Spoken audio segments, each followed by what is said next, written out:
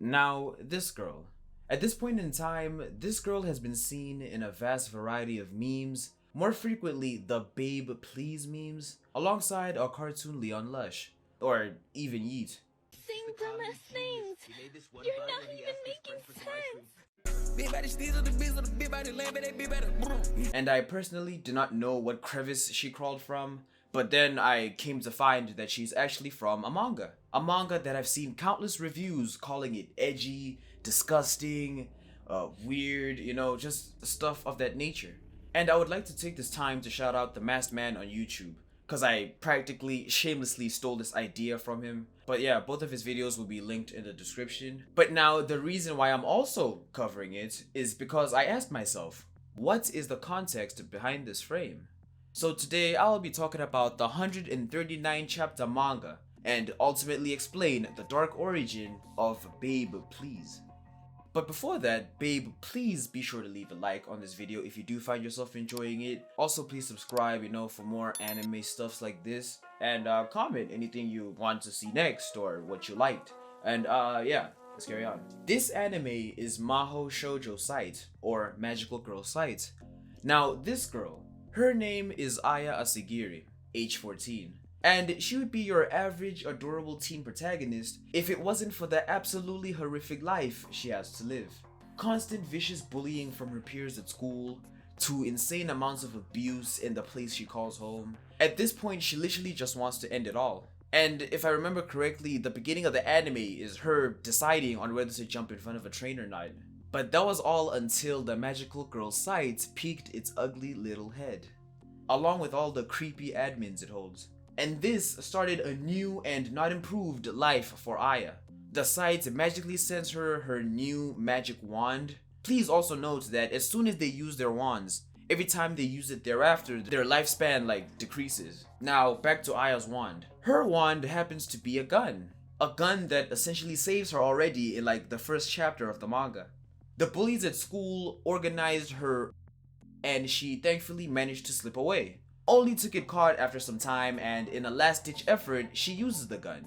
And not even gonna lie, when she got caught again in the anime, it did give me a jump scare. It was kinda creepy.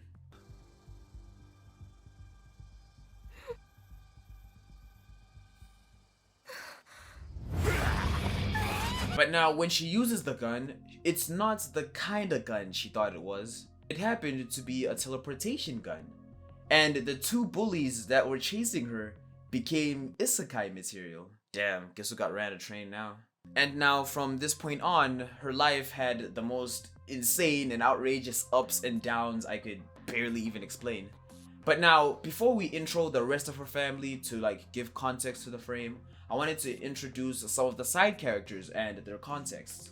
Tsuyuno is the first magical girl Aya gets to meet after she saves her from one of her bullies. She'll also happen to be Aya's first actual friend. Tsuyuno's magical wand is a phone she uses to stop time. She can add anyone's name to the phone and then share the power of stopping time with them, but that's about it. Nijimin is a national pop idol turned regular schoolgirl because her best friend was brutally murdered one day by a person known as the Magical Girl Hunter. Now, her sole purpose in life is just to find her and kill her, just to avenge her friend. Her magic wand is a pair of panties. I know, it's weird, but hey. Their power is to command anyone to do anything the user wants. Unfortunately though, she'll lose her life in the later chapters because of someone who is relevant in the Babe Please frame, and the panties are involved too. Another relevant magical wand that's gonna be relevant for the frame is actually a knife. What's so special about the knife is that one, the person who uses it uses to slit her wrists. And the power that knife has is that the blood that knife draws has the power to heal people. So, yeah. The last side character I wanted to mention is Kishiro, who works for the police. He basically serves as a lackey for the admins who run the Magical Girl site, but other than that, he was pretty fucking useless. Speaking about admins, at this point in the manga, due to the Magical Girl's plans of destroying the sites and end their suffering, the admins have made their way to kill every single magical girl and let the Tempest take place. The Tempest being basically the end of the world. Again, please read the manga yourself because I really am leaving a lot of context. But everything I've said thus far is basically all you need to know to understand the frame. So there were some early examples of the frame, or just frames of Aya crying. Like when she got a horrific backstory of like Tsuyuno's tragic past, or when Tsuyuno gives her reassurance of being her friend forever, and that they're gonna stop the site together. So the theme of pain has always been the nature of Aya's life. And she's basically a person who knows nothing but tears, whether it's from a school setting or just the place she calls home. Now, okay, I gave you the most relevant rundown. Let's look at the family. Aya has a brother. His name is Kaname. Kaname relentlessly beats the living daylights out of Aya on a somewhat daily basis because of the pressure he gets from his father to be good enough to be accepted at Tokyo University. Now, remember the relevant person I was talking about behind Nijimin's death? Well, that was Kaname. But why? How did Aya's non-magical girl brother learn about this? Well, ever since Aya joined the Magical Girls and finally having more and more friends, Kaname had less and less time to de-stress. And that fact alone is literally driving him crazy, to a point where he starts stalking Aya and her friends, and studying everything about magical girls. Fast forward a bit and Kaname and Nijimin meet. Kaname manipulates and finesses Nijimin, who unfortunately falls in love with Kaname. I don't even know why, but yeah. Then Kaname manages to get his filthy hands on the panties and actually plots to rule the world. And first order of business is killing Aya and all her magical friends. It's at this time where Nijimin's short life comes to an end. She was initially under the control of the panties and tried saving her friends, but Kaname was ready.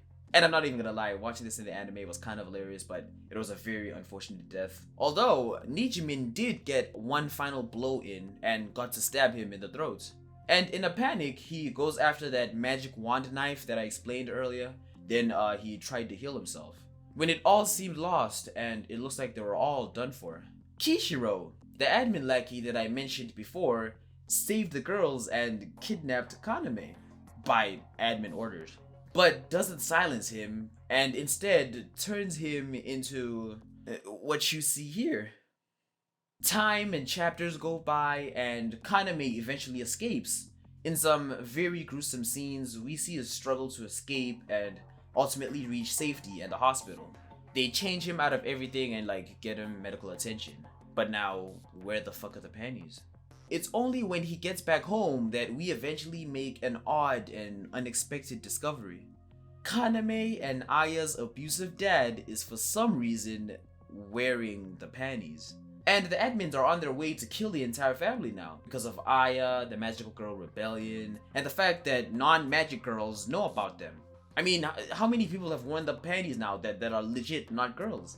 But again, I don't know how the father knows or what is he doing wearing little girl panties. Like, it was actually pretty alarming. But let me round up with the final chapter of this video. The cause of the crying. Aya's dad. The reason Kaname beats and abuses Aya. His ideologies, his obsession with Tokyo University, and will stop at nothing until Kaname achieves his own selfish dream. He also beats his wife and makes it obvious in the chapters leading up to this that he doesn't care about Aya's existence at all. But why though? In what world would a parent just hate the living daylights out of his child? Well, that's because this is not Aya's real family. Aya was actually adopted. And in an even bigger twist, she's actually. And now we're finally here.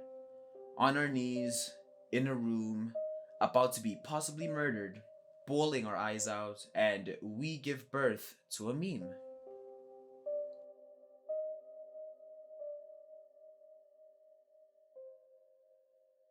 If you did find yourself enjoying this video, please be sure to leave a like once again, and I'll try and do more origins of like anime or manga memes, more lore and stuff, you know. So yeah, thank you so much. It's been Crash, and yeah.